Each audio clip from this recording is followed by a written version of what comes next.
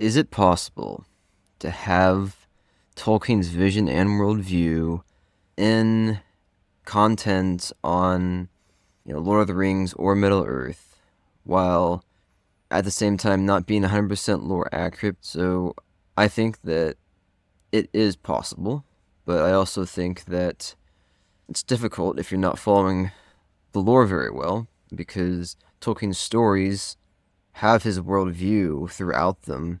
Whether you're aware of that or not, it is there, not just from his faith, but just the way he sees the world and how characters interact. Lord of the Rings does that in a pretty good way with the trilogy and Peter Jackson and all, and how there aren't exactly 100% lore accuracy, but still I think that Tolkien's vision and his worldview too still come out of it. With the Rings of Power, it's a lot harder to say. I think that the best parts for that are probably between Celebrimbor and Sauron, and just how evil is played out there and its corrupting form, right? So it's, I think it's a decent idea of how Tolkien would have had Sauron portrayed, maybe not perfectly. And then also we've got the kiss between Elrond and Galadriel, which I'm not saying is anything like lore or vision or worldview of Tolkien. I think that's actually very, very different from that. And in this review of The Rings of Power Season 2, Episode 7, we will be covering that, and I'll be joined by Jared Stonefield. So with that, let's dive right in. Welcome, my lords, to the White City, where you will learn more about Middle-earth and discover differences and similarities between the Rings of Power show and Tolkien's books, and whether Amazon's show, episode by episode, is worth watching. I'm Philip Dutt, your host, and I'll be joined by Matt Vandervoort and Mark Schaefer. I hope you enjoy.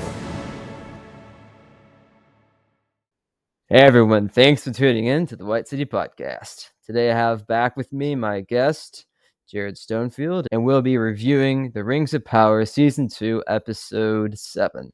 So one more to go here until the last episode. Okay, so this episode is kind of unique to the other ones. We've got pretty much one storyline going on, and we've got everybody kind of meshes together more or less. So Jared, want to give us a little bit of a rundown of the episode and kind of a quick overview of what happens? Yeah, of course. Yeah, so this episode is kind of like the big battle moment that fans have been waiting for in Rings of Power. This is kind of like Rings of Power's version of Helm's Deep. It takes a very famous battle of Eregion from the books, from the lore, and throws it into the narrative. And so we got Galadriel trying to escape from Adar. We have Elrond and Gil-galad and the armies from Lindon coming to try and stop the siege of Eregion from happening. And then we have the dwarves debating on whether or not they're going to go help the elves in Eregion. And then to top it all off, we have Celebrimbor and Sauron coming against each other, finally clashing after Celebrimbor realizes that not everything is what it seems as he's been making the rings. Right, yeah. So, yeah, we just start off talking there about Celebrimbor and Annatar Sauron, who Celebrimbor is finally able to piece together some odd things in kind of a Matrix situation with Annatar, because I think the big thing is that he's got the mouse running across the floor, right? And he's like, wait a second, this is like the same mouse doing the same thing like 3 different times. So yeah, I really did enjoy their part in this episode, and a lot of the episodes as well. I thought that was unique. Yeah, I think this did a good job. So one thing for you, Jared, I guess would be, so is like the interaction between Annatar and Celebrimbor like shown in the show?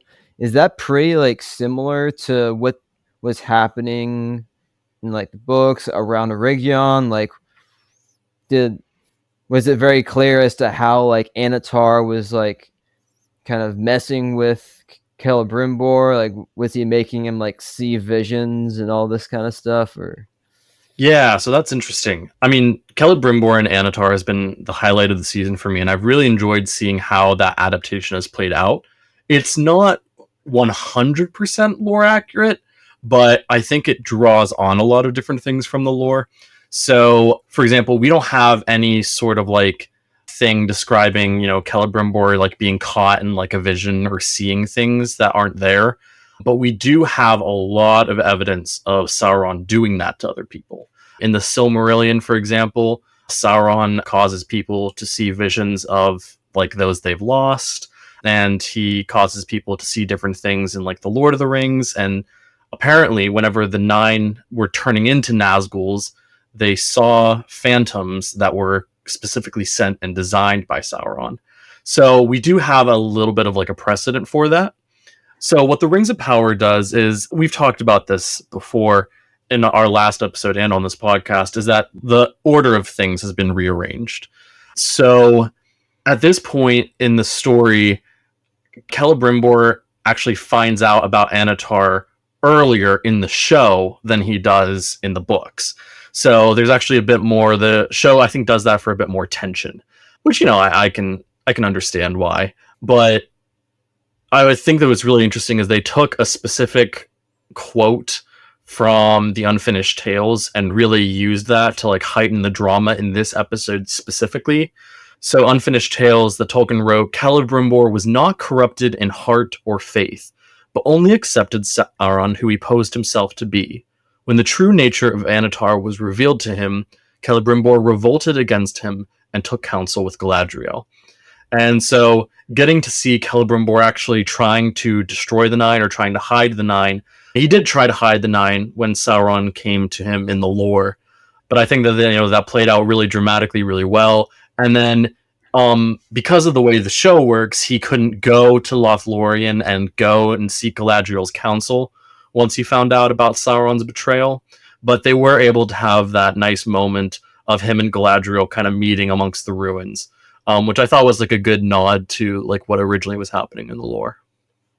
yeah, so it'd be interesting to see then how it all plays into Celebrimbor going back to Annatar, and how that'll play out, because it doesn't really seem like he's got like a whole lot in him, to really face him off.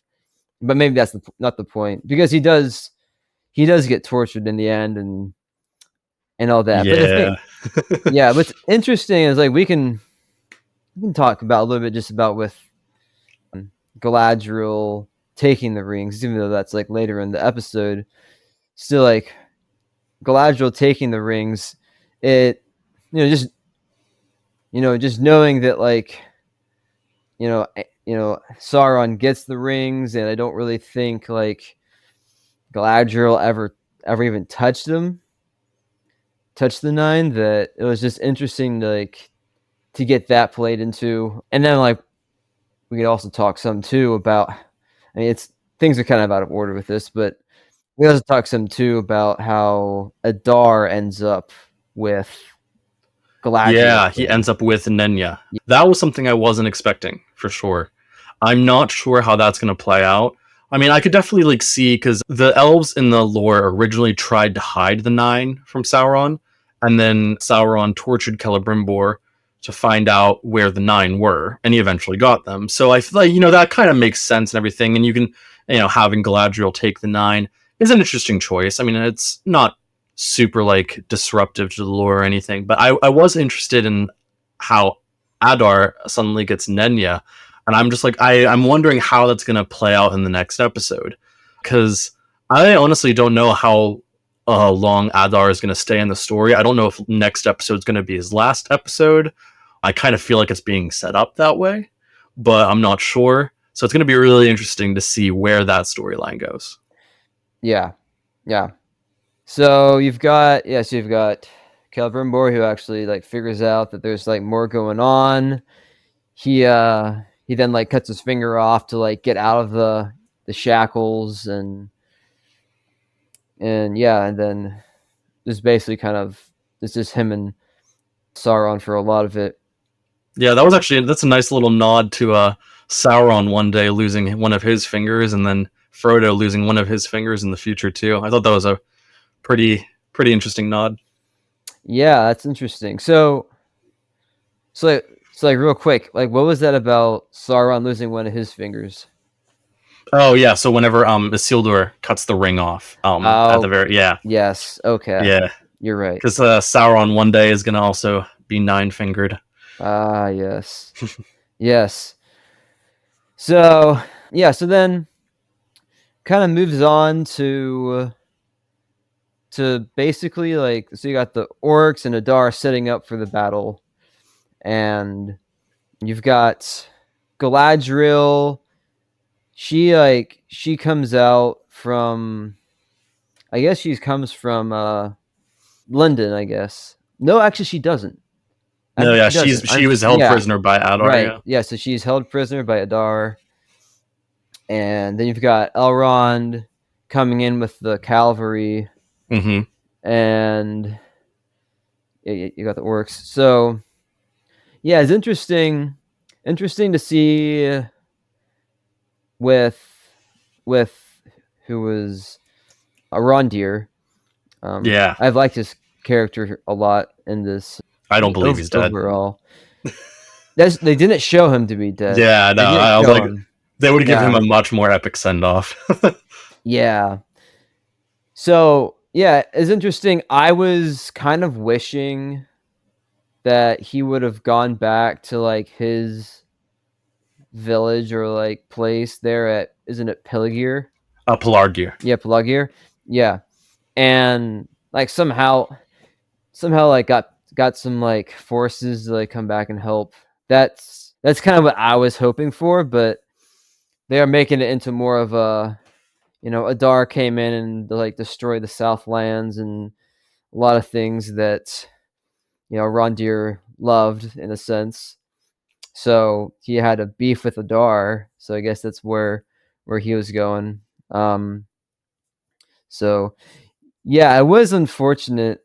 Like, hey, maybe they'll keep him alive. They didn't show him actually die, so that's true. But Yeah, I'm hoping. still, it was kind of like that little bit of a no.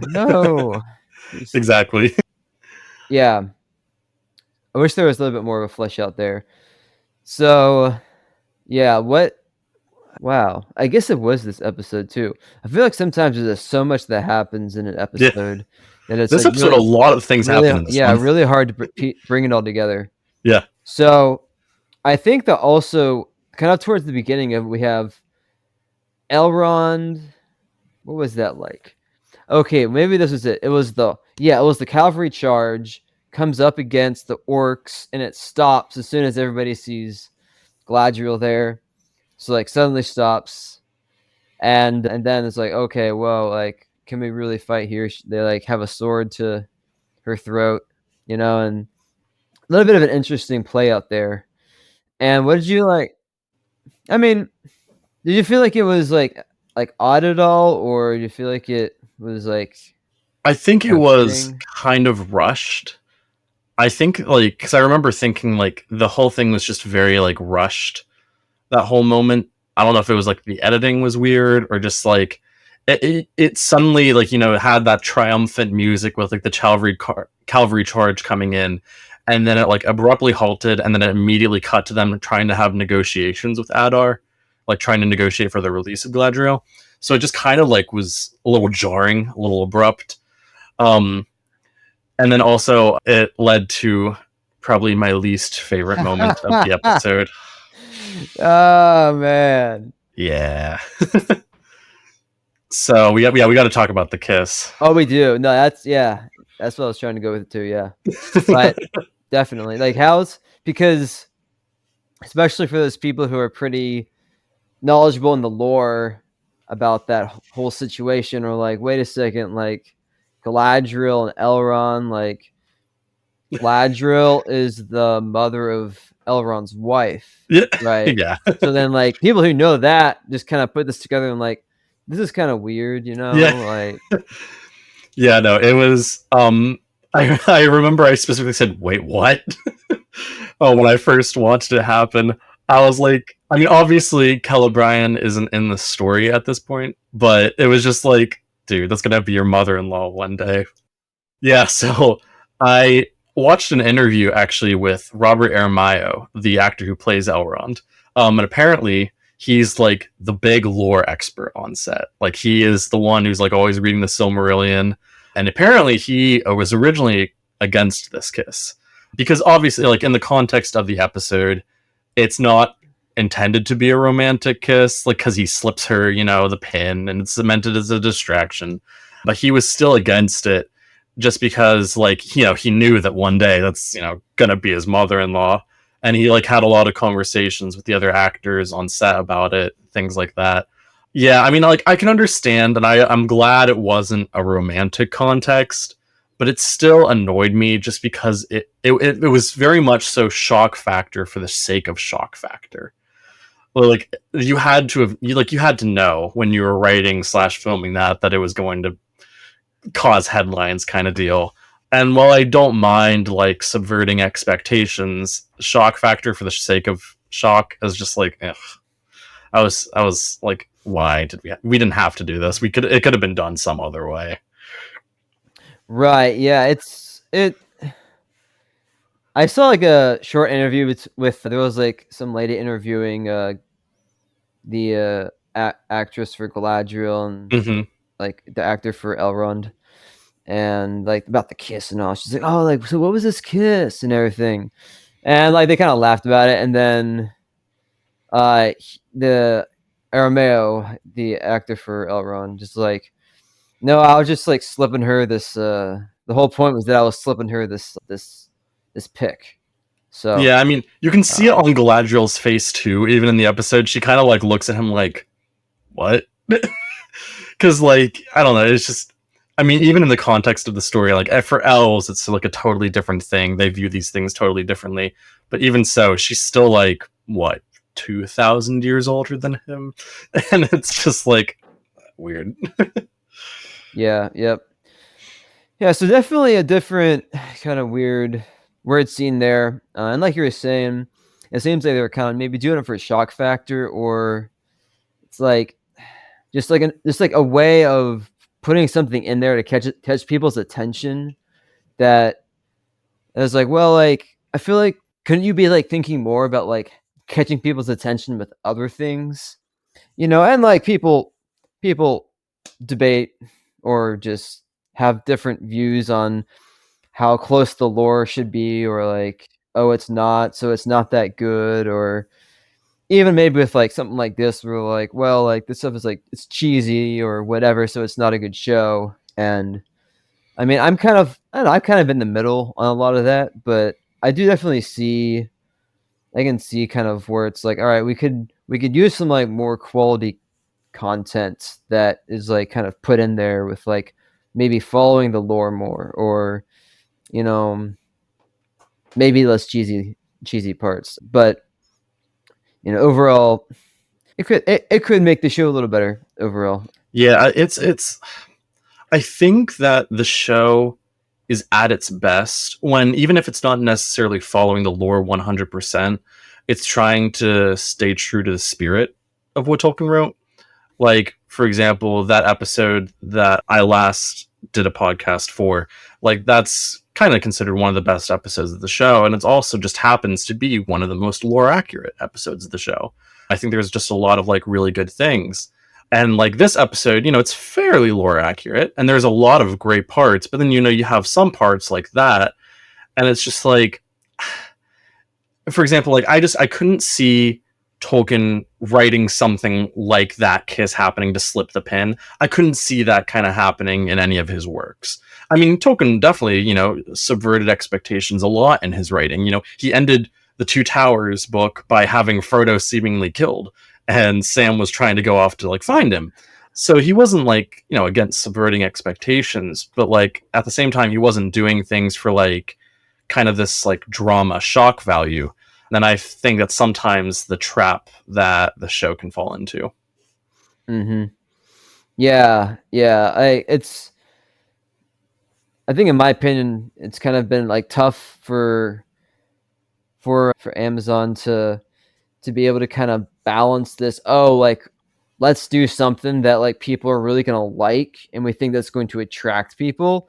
And like this is a Lord of the Rings thing, so we should be doing it with like some accuracy to the lore and just in that spirit. So I think those two things they have been tough for them to balance in a lot of ways. And I yeah, totally agree. It's a weird thing because if you 100% if you were 100% book and lore accurate, you'd have to have a title card at the beginning of every episode saying, "All right, 100 years later or 200 years later," and you would definitely lose a lot of like a modern audience for that.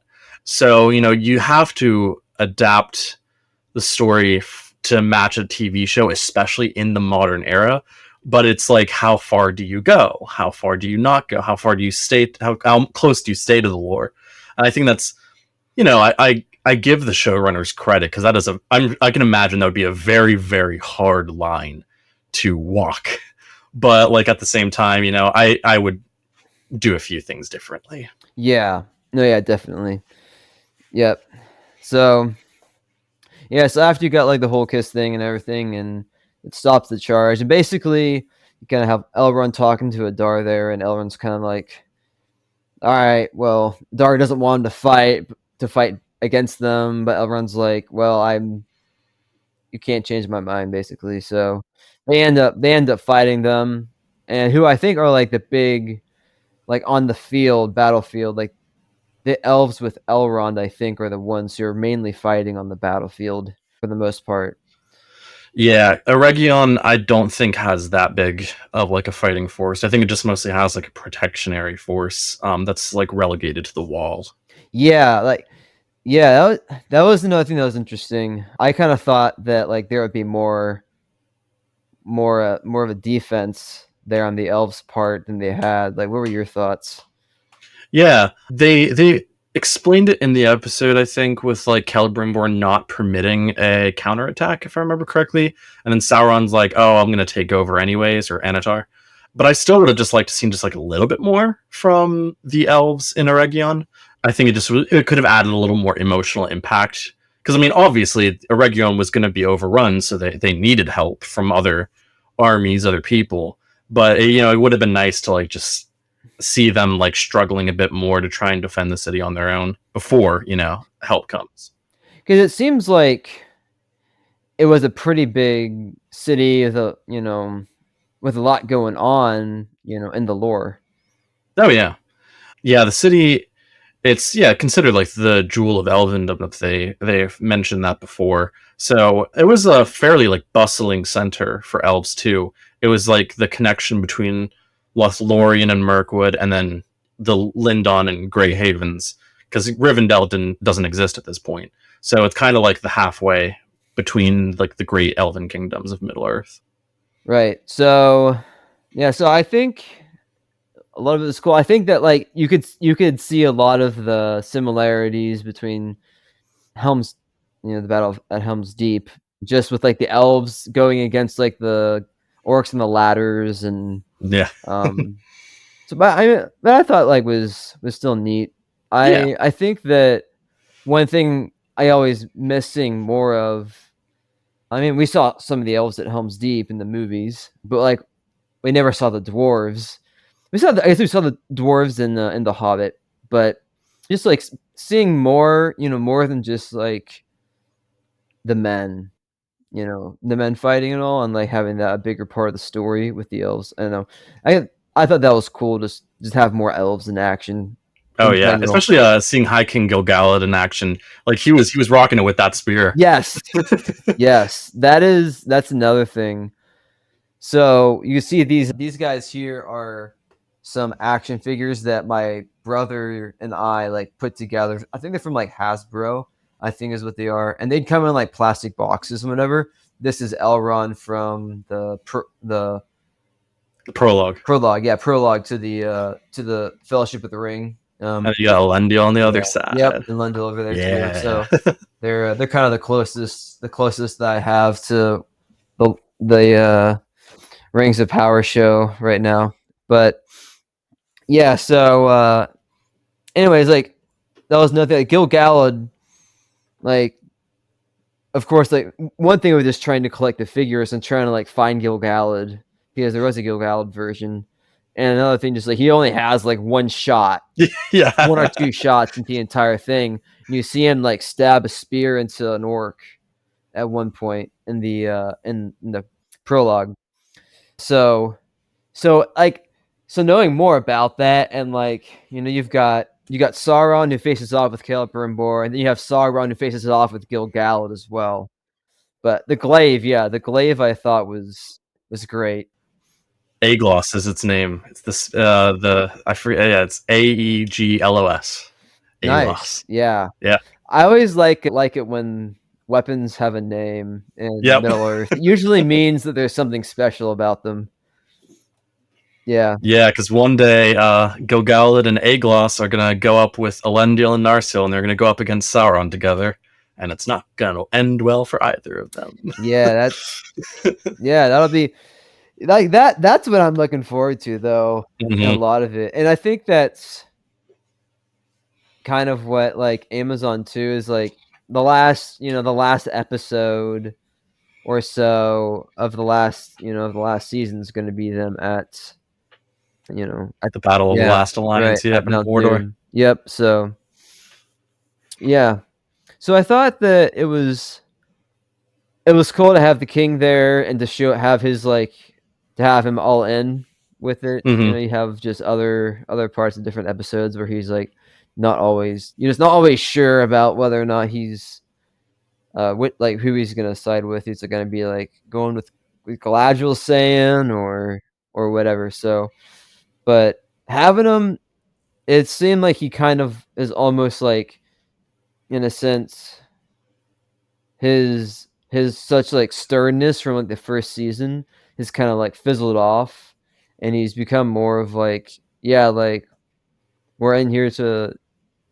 He's kind of leading and in there to like, hey, we're gonna fight some evil here.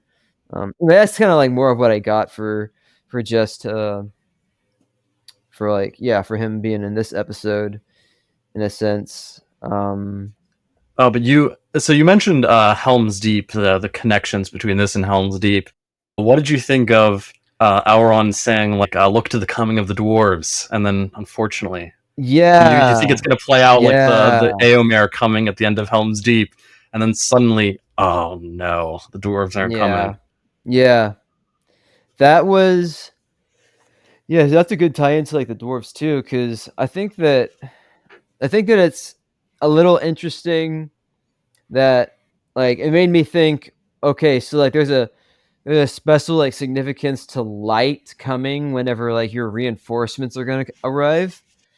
And I didn't really like. I'm like, well, I mean, Gandalf told Aragorn like, look to the coming of like the light on the first day. Or I can't remember exactly what it was he said, but it was like, look for this light coming, and like you will know then that we are going to be charging. So a little bit of it was like, well, maybe they're trying to show like, hey, it's a Lord of the Rings thing that like when the light's coming over the hill, you expect your backup cavalry. Yeah.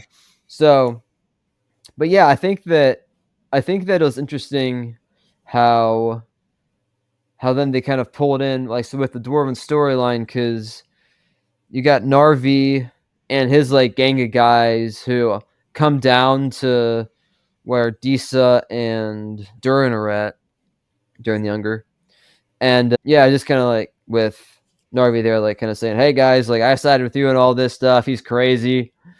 Yeah, that was interesting. So with the idea with like Durin the Older, King Durin the Third, he's like kind of going on a little bit of a rampage at the moment, and he's like possibly going to wake the Balrog. I wasn't expecting that to like happen so soon. Like actually go into this some more, because I kind of like didn't really catch that part too well with the Balrog. Yeah. And that, yeah. So Narvi comes up and he's like covered in bloodstains, and he's like, Durin, your dad, he's like going on a rampage. Like, he cut down some of my men. He's gonna keep digging in the mountain, and we're pretty sure he's gonna waken that beast that Disa said that she sensed underneath the mountain. So obviously, like, we've kind of already established that the Balrog is coming in a few thousand years earlier in the timeline, which, I mean, normally would kind of bug me, but I'm also just really excited to see the Balrog in the fall of Khazad-dûm, so I'm like not too upset about it. Yeah. But yeah, yeah, it's I wasn't expecting the Balrog to like come in so quickly. And also, yeah, so there's something interesting in the lore that's mentioned. Whenever the dwarves get their rings, they get an overmastering greed of gold kindled in their hearts from wearing the rings, but they also get wrath that Tolkien mentioned. So, I mean, I think they're, playing it up a little bit with apparently King Durin, cutting down some of his own men. But I think that was interesting that they're trying to like use that to tie into the Balrog coming into the picture, and like kind of insinuating that Sauron is the one also behind the Balrog waking up, because he's like really angry with the dwarves. Yeah. So that'd be interesting. I was kind of hoping, in a sense, like, I mean, I guess what you were saying, I felt like it was maybe too early for the Balrog to show up and like for Mount Doom to be destroyed and all, because I feel like a lot of those characters like Durin and Disa, they're gonna want to keep around. Yeah. So I did have a thought about that. I did have a thought because after the Battle of Eregion, there's a lot of elven refugees, and Elrond takes those refugees and he creates Rivendell. And so maybe they're going to have some of the dwarves in Rivendell as well, like dwarven refugees from Khazad-dûm. That's kind of like my thought about maybe what they're going to do. Yeah. Because eventually the dwarves, if I remember correctly, after the fall of Khazad-dûm, the dwarves go up north to the Grey Mountains, if I remember correctly, and then eventually they settle into Erebor. But they go to the Grey Mountains, especially I think Mount Gundabad first. Okay. So I think maybe they'll like bring that into the show. I'm not totally sure. I think there's a lot of really interesting things that you can do with the dwarves in future seasons, and I hope that they stick with that. Especially with like, so we know that some of the 4 of the Dwarven Rings of Power are lost to dragons. So I think it would be great to like introduce a whole new Dwarven kingdom and see like, one of the rings lost to dragons. I just hope that like the dwarves continue, because I mean they've been such a strong part of the show so far. I think giving that up would be a kind of like a misstep. So I hope, especially with like Durin and Disa, who are like some of my personal favorites, but just fan favorites in general, I hope that they don't get written out of the story too quickly or anything. Right. Yeah. So that'd be interesting if they don't show them going up north to kind of create their own dwelling in the mountains somewhere else. That'd be kind of neat. So one thing that has kind of like, I mean, this is kind of like a bit of a sidetrack real quick, but so you've got like Khazad-dûm that is destroyed by the Balrog basically, and the dwarves leave it. But then you've got, and this happens like thousands of years before the Fellowship get there. Mm-hmm. But then you have Gimli coming in and being like, hey, like, my cousin Dwellin's gonna give us a royal welcome. And like, so did the dwarves try to take it back at some point, or they did?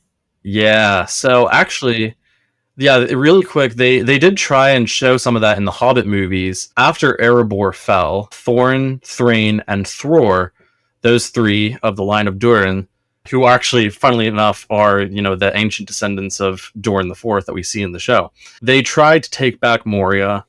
They fight against Azog the Defiler. They fail. They're kicked out. Eventually, after the dwarves reclaim Erebor in The Hobbit, Balin and Ori and a few other of the dwarves from Erebor, they try and go back to the Misty Mountains, and they are able to reclaim a few halls. They're able to reclaim some of Khazad-dûm. Not much, because the Balrog's kind of just like in the shadows, not sleeping, but it's like kind of in the shadows at this point. So they think it's maybe out of the picture. So they fight back some of the orcs, and they're able to like claim a nice little chunk of Khazad-dûm, but obviously it wasn't enough in the end, and they were quickly overrun again. Okay, yeah, all right. So that makes some more sense there in filling the gaps. Yeah. So, but Yeah, and Tolkien says that one day Moria is long after the end of Return of the King. Moria is going to one day be reclaimed by Durin the Seventh, and it'll be like the new capital of Dwarven kingdoms one day. yeah, well, yeah, there you go. Yeah, bring it back. So fun little Tolkien trivia. Mm-hmm. So we've got there. So yeah, so then that's when Durin basically like holds back his forces. He's like, yeah, we can't go, guys. We can't do this. Exactly, yeah. Because Elrond, look in the unfinished tales, when it describes the Battle of Eregion, it says that Sauron and Elrond and the refugees of Eregion, when they're trying to flee, they're being pursued, and they would have been overrun had not Sauron's host been attacked in the rear, for Durin sent out a force of dwarves from Khazad-dûm. So even for like people who know the lore, it was like, everyone was expecting the dwarves, just casual fans and lore people alike. So just like not having them come was like, oh snap, okay.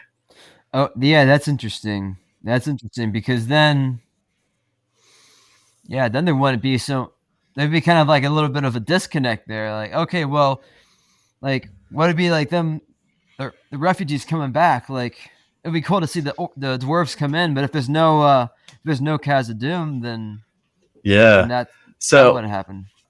Yeah, I'm interested to see if I wonder if Khazad-dûm is going to fall early in the finale episode, which is coming out tomorrow by the time we're recording this. So I'm interested to see if Khazad-dûm falls early, and if they are like, okay, well, that's the end of that. Our home is lost, so we might as well go help the elves, or I'm not sure how that's going to play out.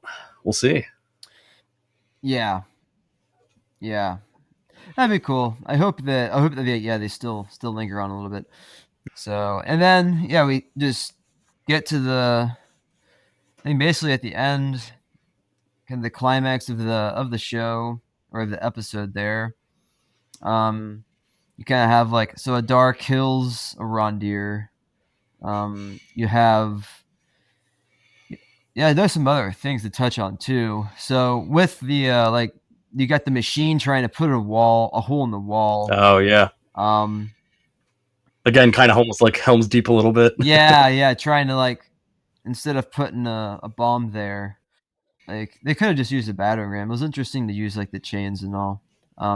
Yeah. So, but yeah, and then also you have the whole thing with Celebrimbor trying to go back and face Sauron, and then Sauron just decimates his bodyguard. Oh man.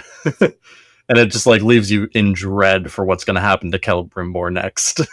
Yeah, or whenever they come in, there's 5 of them or something. Yeah. Or no, there's 6, and then Sauron turns them all on each other in pairs. Right. Ooh. Right. Okay, and then he kills the one guy. Okay. Yeah. Right. Yeah. So he's definitely kind of letting loose, not afraid. Everybody knowing who he is. He wants the rings. He's getting to that point. So, I mean, I think that part they needed to do with trying to hide the rings. I think it does make sense now. But it just kind of wonder where Galadriel's going to go with them. Yeah, I'm interested in that too. I mean, obviously they've been teasing in all of the trailers and stuff a big confrontation next episode. So I wonder if Galadriel's gonna totally fail. That's gonna be interesting to see how that plays out. And it was really interesting. Kind of a little bit of a side track, but the idea of Sauron using his blood to help forge the Nine. I thought that was really interesting. Yeah. So I don't know if you had caught this before, but I know I thought from somebody they had picked up on it earlier that's why he cut his hand, because he cut his hand in a few episodes ago. Yep. And then he and then he like basically put it into that little jar, and then like Yeah, and pretended it was yeah, powdered mithril. Yeah, right. That was good, I thought. yeah. And So yeah, that's definitely an addition to the lore, but I think it's something that actually really works within the context of the lore. I mean, they talk about it in the show a lot too, that only blood can bind. It's actually a line that Adar says a few times, and I think that that was actually really interesting because it does solve a kind of question of how Sauron was able to control the Nazgul without having the One Ring. Because throughout the entirety of the Lord of the Rings trilogy, he doesn't have the One Ring, but he is able to have complete control over the Nazgul. I mean, he does take their rings back, but I mean, it's kind of interesting the idea that he mixed his own blood in personally. And someone actually, I this is pretty interesting. Someone found a deleted scene of the Fellowship of the Ring movie, and in it, Gandalf talks to the Council of Elrond about how Sauron made the One Ring with his own blood, and they were actually going to originally film that in the prologue sequence. Peter Jackson was like going to film that, but they ended up cutting it due to time. So I don't know if like the showrunners got their idea from that, but I thought that was like interesting that they both of them were thinking kind of the same thing in terms of just like Sauron, making the rings his own by using his own blood. yeah. So was that a lore thing with the One Ring, or is that just something that No, the movie and the show came up with themselves, kind of? yeah, that was something that the movie and the show, I think they must have come up with like either separately or took inspiration from each other. I got you. Okay. Yeah, I mean, it kind of fits in with like the mythological like roots of it all because blood has like a huge significance in old Norse and Germanic tales. So it definitely like makes sense because blood was always viewed as like the life force or the life essence in mythology. And it says that the One Ring, Sauron poured his life essence, or he poured like a lot of his self into it. So that it definitely it's consistent. It was just like an interesting addition. Okay. Yeah. So, and then you got the troll. That's the only other thing I don't think we touched on at all. Yeah, damn Rod. Yeah. I think I think it was neat. I think it would have been a little cool to like see him a little more in action in a Yeah. sense. But Is it bad to say I like wanted to see him causing more like carnage, like buildings collapsing kind of deal, like kind of ripping down the wall himself? I don't know. I would yeah. have found that pretty fun, pretty interesting. Yeah. Yeah, it was just I mean, it was interesting that he was kind of called in like as the last resort. Yeah. And I think that like I don't know, like I mean he was like just like the only thing that was out there fighting. And it seemed like I don't know, like he could have been maybe more of an opponent in a Yeah, sense. like it's like he was defeated fairly quickly. I think like he didn't get as much screen time as I was expecting him to get for Right. sure. Right. And it was interesting, because like he's kind of introduced like a subset of like his reason for being introduced is that the one orc is like we can't send him out into the field. He's going to kill some of our own. And Adar's like, just send him out anyways. We need him as the last resort. So I thought that was interesting too, where it was like it was going to show that he was killing some of the orcs, and we kind of saw a little bit of that, but we didn't see like as much. Oh yeah. Okay, yeah. Yeah, that makes more sense. Yeah, I just yeah.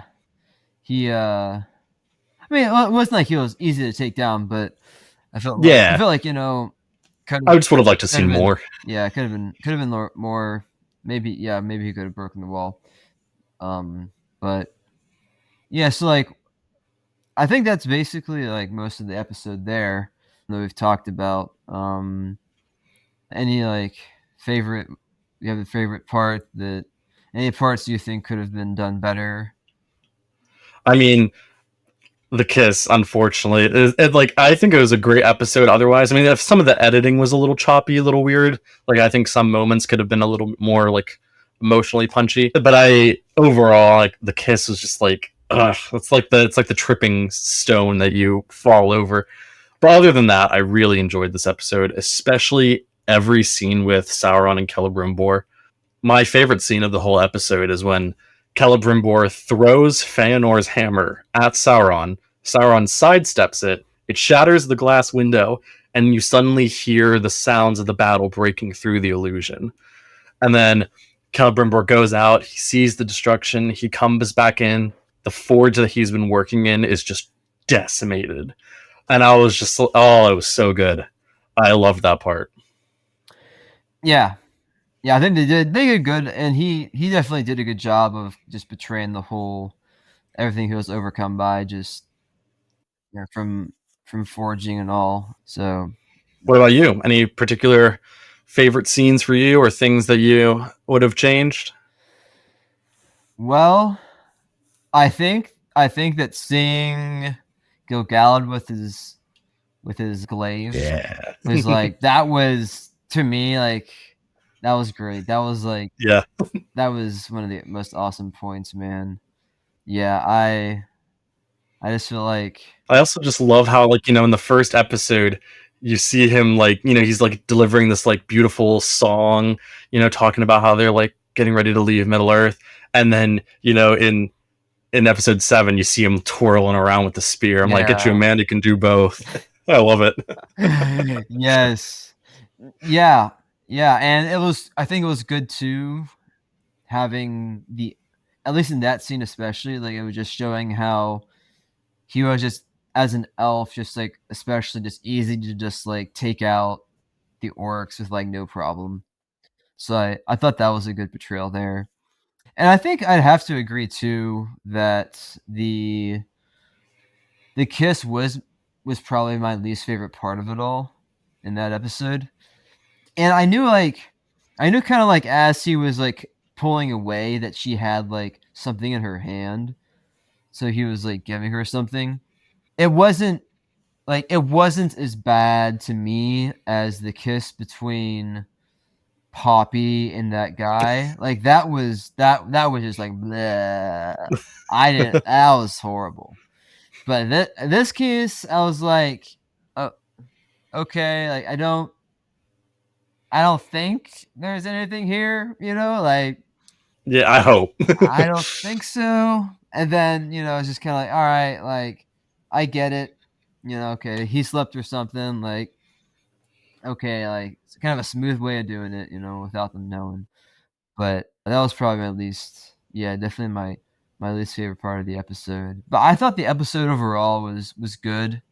Oh yeah. Um, I think I think back to like the last episode we recorded, and just like thinking about which one was like better in my opinion, and I don't know, like, I don't know, it's pretty close. It's pretty close. I thought, Episode 5 narrowly beats it out for me. yeah, I mean, I liked this episode. I don't know, like, just episode 5 with like the Numenor plot line and with like the Dwarven plot line. Both of them were just, oh, they were just so good. yeah, yeah. I think too is like there's a lot that's going on in this 7th episode that maybe kind of like, I don't know, it's kind of like too much at times. So that's maybe why, for me too, I think that it wasn't as good as the 5th one. But um, yeah, And I feel like there's also a few things that it's just like you're gonna have to see episode 8 to like put it in context for too. yeah. So, all right. So there's, all right. So one more thing. When I think of like Tolkien's vision and how he's like kind of like focused, you know, maybe there aren't. Maybe it's not always like seen as something he's intentionally done through his writings, but you can definitely see that like he has a point that he's trying to get across to people, and to like, in the way he tells his stories. And I think part of that can be seen with the lore differences. And I think that, I mean, in this episode, like, you could like number trillions, of things that were different, you know. And I mean, like you said, like the vision of I mean, the kiss between Elrond and Galadriel wouldn't have been really Tolkien's vision. He wouldn't really have written that. Were there other parts that you'd see like, hey, like, what do we like are kind of similar to like, what's he saying about like good and evil, especially if you see it like Annatar and Celebrimbor, and like, is there like a would you see that like, yeah, this is pretty accurate to what he wants like people to see evil as being? Yeah, I mean, I think the Annatar and Celebrimbor has the best commentary on what evil looks like, especially when it comes to staying true with Tolkien. I know that the show is trying to do its another commentary with about Adar and his children of the orcs, and I even though I may not 100% like it, I can definitely see where they're coming from in that. And I think, Tolkien definitely struggled with that as well. But I feel like Sauron and Celebrimbor in this episode was a very poignant discussion on what good and evil looks like, especially like in line with Tolkien. Because, you have Sauron being extremely manipulative and a great deceiver, as Celebrimbor notes. And I think that just the show wrote that very well, where Sauron is so manipulative and how evil is ultimately just a draining kind of shadow. And in the end, evil's power lies within lies. And like Sauron himself was talking about how Morgoth wanted to see everything destroyed, but he wanted to perfect everything. And that's, directly from Tolkien's works too, where Sauron didn't object to the existence of the world so long as he could do what he liked with it. That was something that Tolkien wrote, and I think that it's a very interesting. This episode was a very interesting delving point into Sauron's psyche and just like the nature of his lies. And so I feel like that actually ended up being the best part of like the best commentary complementing what Tolkien was getting at. Yeah, well said. Yeah. Well, thanks, Jared, for coming on and reviewing the 7th episode of the Rings of Power Season 2. Thanks for having me. Oh, yeah. Yeah, definitely. Yeah, it was good. I appreciate your thoughts and the insight that you bring, especially with like your knowledge of things too. It's cool. So, yeah, well, thanks everybody for tuning in, and we'll catch you for our review of episode 8. Thanks. Thanks for visiting the White City. Before you leave, please subscribe to our podcast and check us out at thewhitecitypodcast.com. We're on YouTube or Facebook under the tag @The White City Podcast.